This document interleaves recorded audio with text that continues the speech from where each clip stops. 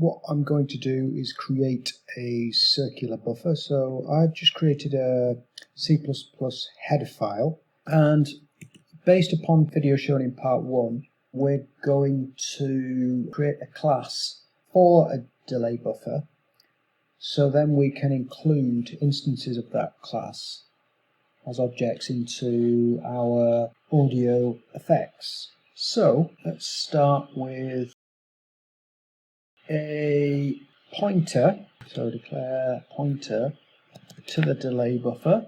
What we also need is a running total of the index of like where we are writing into the circular buffer. We also need size. So then we need to access. So we need constructor. So let's go. We want this as our size param that we're going to pass in. So delay. So we need to dynamically create the actual storage, and so we'll use new. The size of buffer wants to be the size parameter that we pass in. We want to initialize index to 0. So that will be our constructor. Then we need a destructor. I'll just make sure that when the objects are deleted, that memory gets freed up, if you like. So then we need some methods. So let's say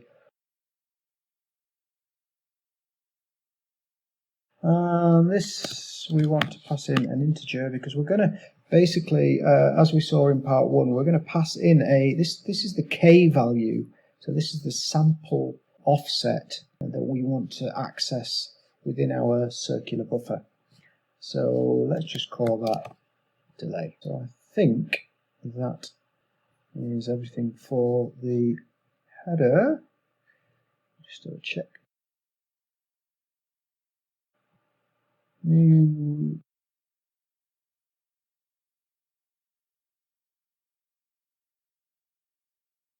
Okay, so set buffer CPP. We want to include. So this will just make sure that once the index gets to the extreme, so let's say it got to index 10 in the previous in the part 1 example, it would wrap around to the index equals 0 location. Next thing, we need a return value, which is going to be the int 16 index to return. So but basically what this is whatever we want it such that whatever k value we pass in, we're going to pass back a sample that is indexed that gets returned.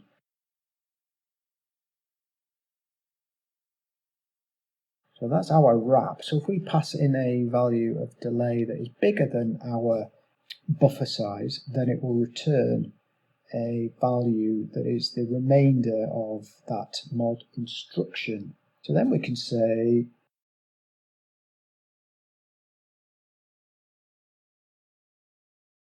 now we also need a case where if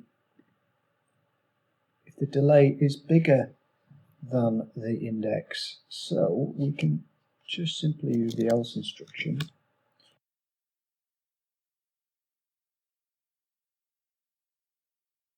Should enable us to be able to index anywhere into the buffer, whether we are forward or behind the point at which we're writing into. So we also want to return delay.